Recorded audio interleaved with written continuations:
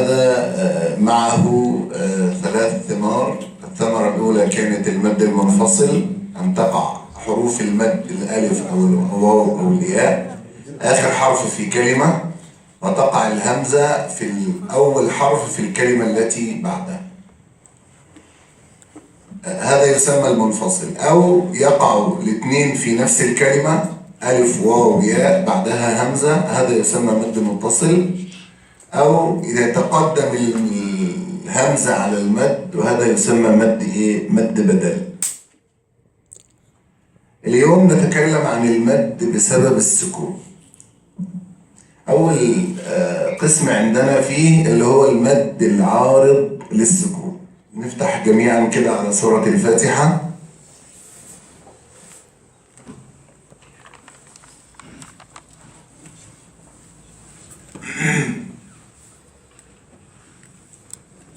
سورة الفاتحة أواخر أي آية من الآيات السبع. نبص كده في أواخر الكلمات: الرحيم، العالمين، الرحيم، الدين، نستعين، المستقيم، ولا الضالين. ايه اللي بيجمع الكلمات السبع دي مع بعض؟ ايه العامل المشترك اللي موجود في الكلمات السبع دي؟ السكون؟ ما فيهاش سكون خالص. حرف المد الذي يجمع الكلمات السبع ان في حرف مد في الحرف قبل الاخير منها. يعني السبع كلمات كل حرف الحرف القبل الاخير في الكلمه حرف مد. تمام كده؟ وهو يعني بالمناسبه هو الياء موجوده في السبع ايه؟ في السبع كلمات. وما قبل الياء مكسور في السبع كلمات ايضا. الحاء في الرحيم، والميم في العالمين، وهكذا. تمام؟ طيب يا شيخ، طب ما ده كده مد طبيعي. طالما ياء موجودة ومكسور ما قبلها، ده مد طبيعي. ايه اللي زاد؟ قال لي اللي زاد ان حضرتك وقفت على رأس الآية، فبقى حركة بسم الله الرحمن الرحيم بقت حركة الميم ساكنة، وبقت حركة النون ساكنة، الحمد لله رب العالمين، وهكذا بقى.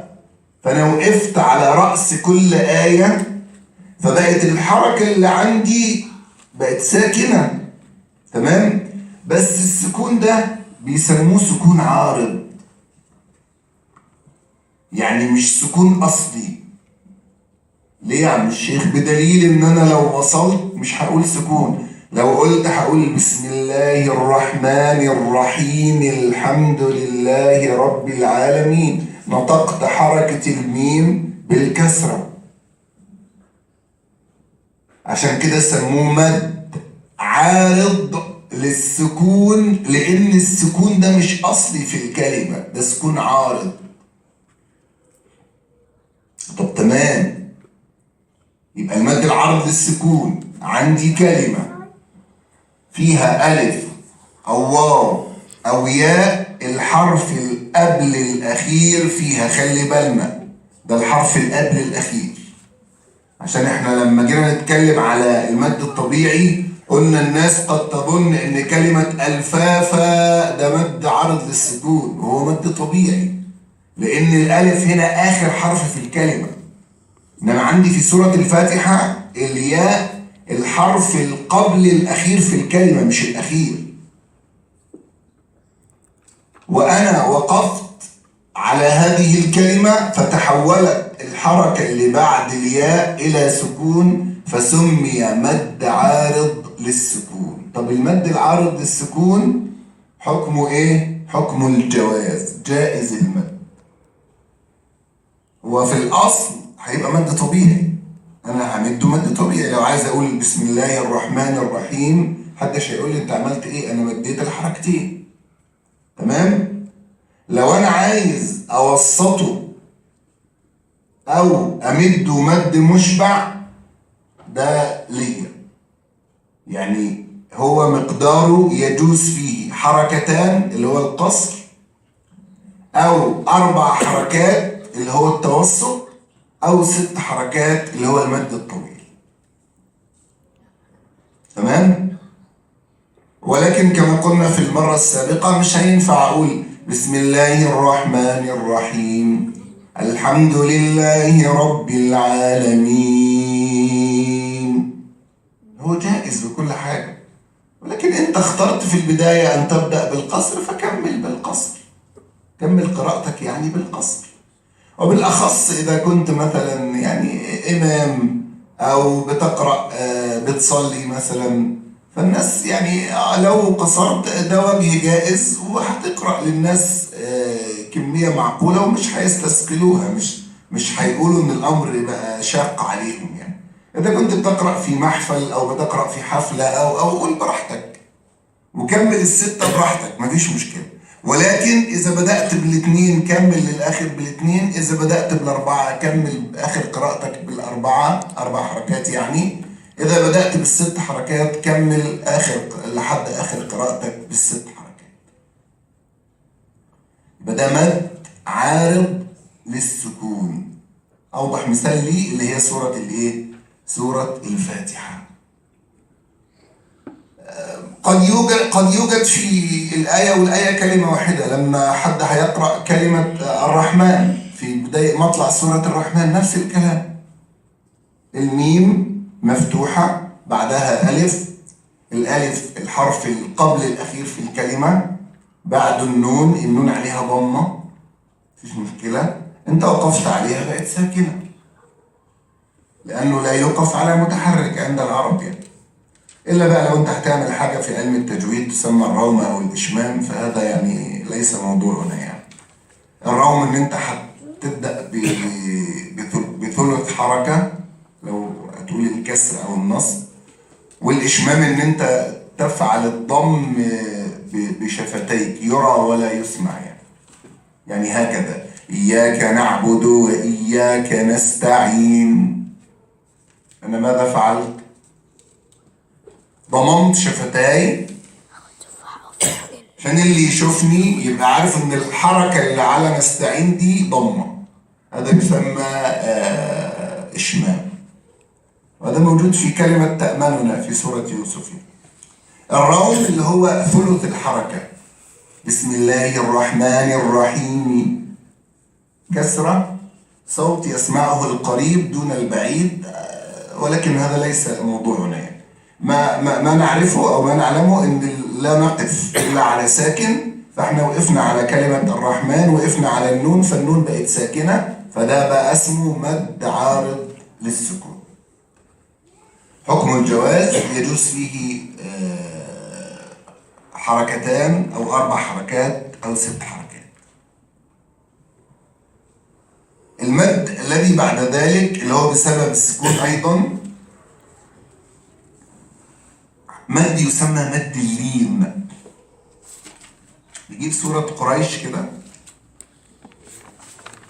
قريش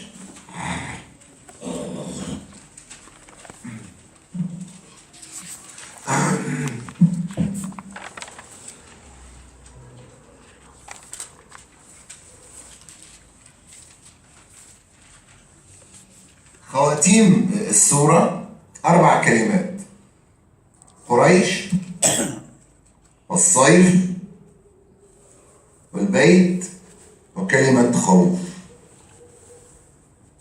وخواتيم السورة كلها مد اللين.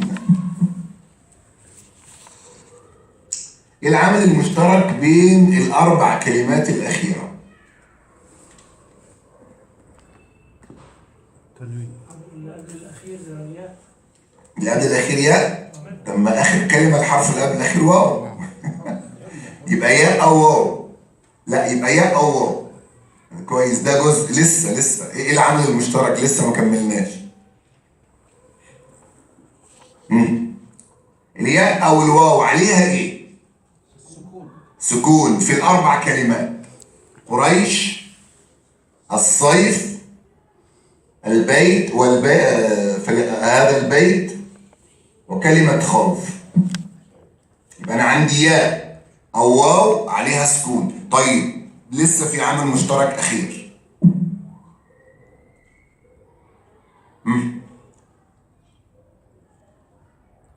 الحرف الأخير مكسور. الحرف اللي قبل الواو او الياء مفتوح، ده موجود في الاربع كلمات. الراء في قريش، والصاد في والصيف، والباء في البيت، والخاء في خوف. ده نوع من المد بيسموه مد اللين. يعني ايه مد اللين؟ يعني ايه لين اصلا؟ يعني ايه انسان لين؟ لين يعني سهل. تمام؟ سمي الواو الساكنة والياء الساكنة إذا انفتح ما قبلها سميت أحرف لين، لأنها تخرج لينة سهلة من المخرج. تمام؟ سميت هكذا. يبقى أنا عندي واو أو ياء، عندي الألف مبقاش موجود دلوقتي. يبقى مد اللين عندي واو أو ياء.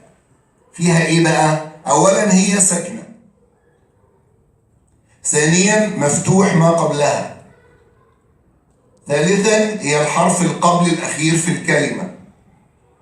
رابعاً وده الأهم، أنت هتقف عليها، لأنك لو ما وقفتش برضه مفيش مد. لو ما وقفتش هتقرأ لإيلاف قريش إيلافهم. تمام؟ معايا كده؟ يبقى عند الوصل مش موجودة. طب عند الوقف لك فيها ما لك في العرض للسكون. يبقى مد اللين عندي واو أو ياء، الاتنين عليهم سكون، الواو أو الياء، والاتنين قبلهم فتحة، لازم يكون قبلهم فتحة. واللين منها الواو وياء سكنة إن انفتاح قبل كل أعلنا. يبقى الواو والياء تكون ساكنة قبلها حرف متحرك بالفتح، هذا يسمى مد لين. إذا وقفت عليه لك فيه ما للعارض، ما لك في العارض للسكون. أما الفرق هنا بينه وبين العارض للسكون أنك إذا وصلته مفيش مد خالص، إنما لو وصلت العارض للسكون ببيته حركتين. مش كده؟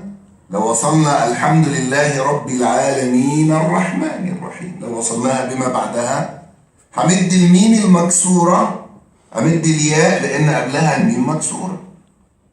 إنما هنا لو وصلت كلمة قريش بما بعدها مش همدها خالص، عشان ما فيش سبب للمد. معايا يا اخوانا؟ يبقى هذا مد اللين والمد العارض للسكون من أقسام المد بسبب السكون. عندي بقى أقوى أنواع المدود اللي هو بيسمى المد اللازم. مد لازم، هو حتى من اسمه كده لازم، يعني لازم يتمد. طيب ايه المد اللازم ده؟ قال لي خلينا في سورة الفاتحة كما نحن، آخر كلمة في سورة الفاتحة.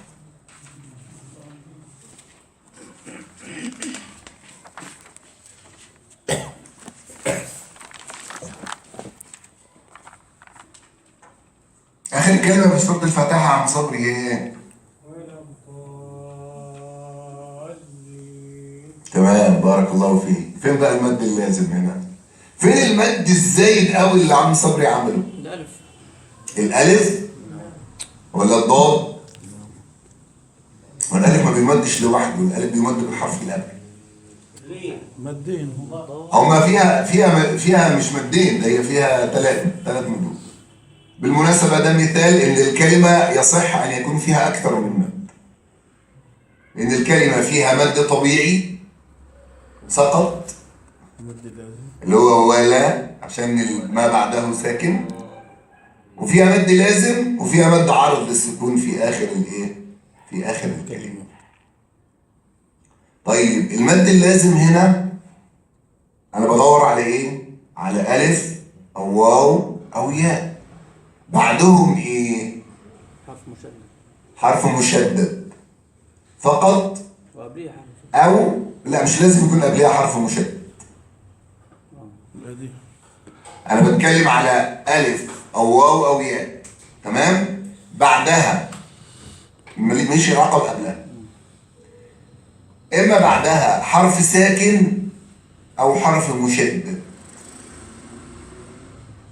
طب لو كان حرف ساكن هنمده برضه يا شيخ؟ أيوه هنمده مد لازم مقداره 6 حركات لأن حكمه واجب المد. طب عندنا هنا حرف مشدد اللي هو اللام المشددة، وجت الضاد قبلها مشددة، فقد يتوهم ان لازم يكون قبله حرف مشدد. لا، بدليل ان احنا بنمد قول الله عز وجل ان الذي فرض عليك القرآن لرادك، والراء مفتوحة مش مشددة. يبقى انا ما يعنينيش الحرف اللي قبل حرف المد، اللي يعنيني اللي انا بدور عليه حرف المد الف او واو او ياء يكون بعده سكون اصلي او شده، تمام؟ وسواء هيكون في اخر الكلمه او بعده احرف، ده برضو ما يعنينيش. ممكن يكون في اخر الكلمه، ممكن يكون في اخر الكلمه. في سوره الحج والبدن جعلناها لكم من شعائر الله لكم فيها خير فاذكروا اسم الله عليها صواف فإذا وجبت. كلمة صواف 4 أحرف، الصاد والواو والألف والفاء مشددة، فالفاء وقعت في آخر حرف في الكلمة، ده لا يعني. يبقى أنا أبحث عن ألف أو واو أو ياء بعدها سكون أصلي أو حرف مشدد، ده اسمه مد لازم، ده أقوى أسباب المد، هذا حكم الوجوب، مقداره 6 حركات. وقلنا في الدرس الأول أن هذا من الأشياء التي تؤكد على وظيفة المد. هو المد معمول ليه؟ قلنا ان المد عبارة عن زيادة في المبنى، انا باخد وقت اطول عشان انطق الكلمة، والزيادة في المبنى يؤدي الى زيادة في المعنى. فكلمة الصاخة مش زي الصاخة، وقع الاثنين على الاذن مش واحد اكيد. كلمة لرادك مش زي لرادك. طيب هذا المد اللازم قد يكون في كلمة وقد يكون في حرف، تمام؟ فإذا كان في كلمة هسميه مد لازم كلمي، إذا كان في حرف هسميه مد لازم حرفي، تمام كده؟ هذه واحدة. وقد يكون ما بعد أحرف العلة 3 سكون أو شدة.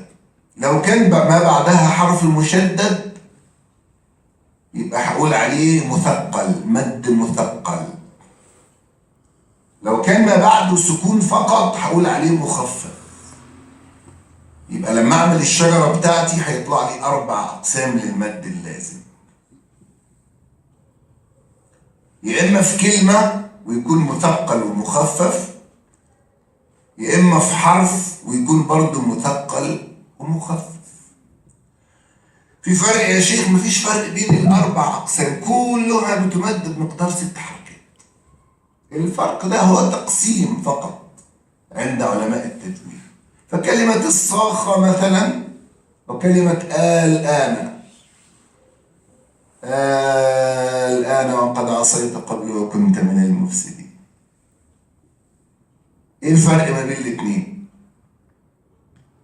الفرق ان الالف بعد الصاخة بعدها الخاء مشددة، والالف في الآن بعدها اللام عليها سكون. فده بسميه مد لازم كلمي مثقل، وده بسميه مد لازم كلمي مخفف. الاتنين مقدارهم 6 حركات. وبين اني اقول الف لام ميم واجي عند الميم المشددة ديت، ده مد لازم حرفي مثقل عشان عندي شدة. لأن كلمة لام مكونة من 3 أحرف، لام وألف وميم، وكلمة ميم مكونة من 3 أحرف، ميم وياء وميم. فأنا أدغمت الميم اللي آخر كلمة لام مع الميم اللي في أول كلمة ميم، ونطقتهم الاتنين حرف مشدد، عشان كده بقى اسمه مد لازم حرفي مثقل. طب كلمة قاف أو كلمة صاد، في قول الله عز وجل صاد والقرآن ذي الذكر، جت في حرف وما بعد الألف الدال ساكنة مش مشددة، عشان كده بقول عليها مد لازم حرفي مخفف. طيب عندنا هنا جزئية، إذا أنا سأقرأ سورة آل عمران وسأصل الآية الأولى بالآية الثانية،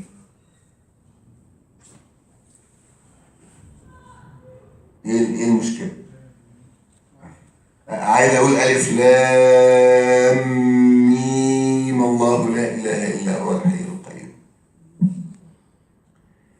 أول حاجة هتقابلني إن أنا عندي التقاء ساكنين، الميم آخر حرف فيها عليه سكون ولفظ الجلالة بدايته ساكن، فالتقاء ساكنين.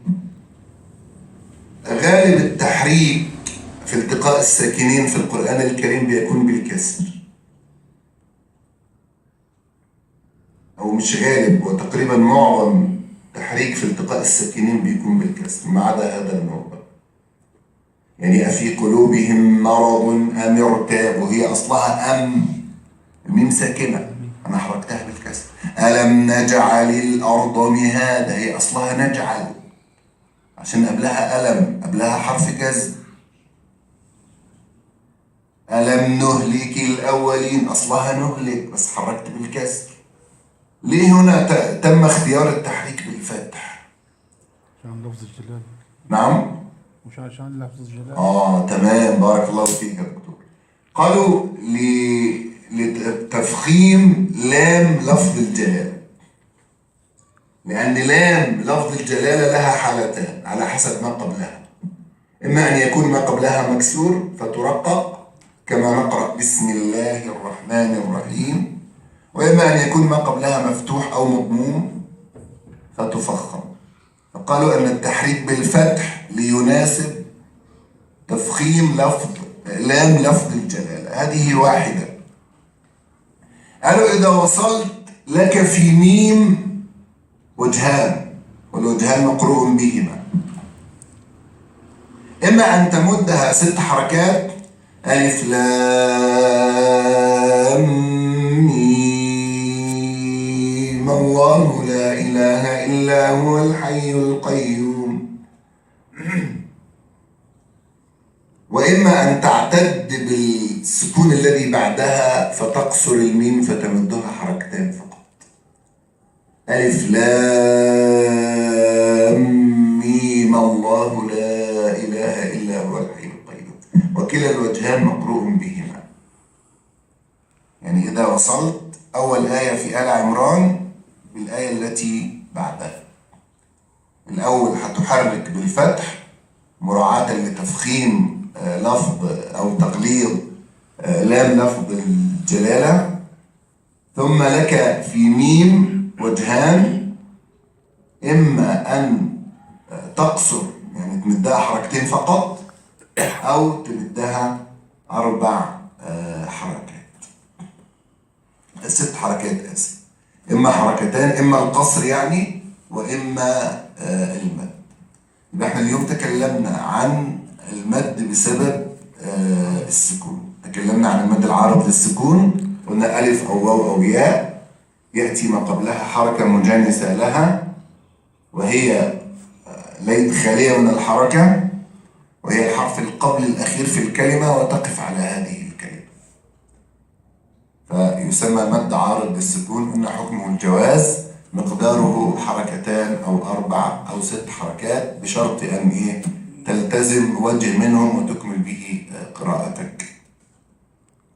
تكلمنا بعد ذلك عن مد اللين. قلنا واو ياء ساكنة مفتوح ما قبلها، واو ياء ساكنة مفتوح ما قبلها. إذا وصلتها ليس فيها مد أصلا ولا مد طبيعي، إذا وقفت عليها لك فيها القصر والتوسط والمد 2 أو 4 أو 6.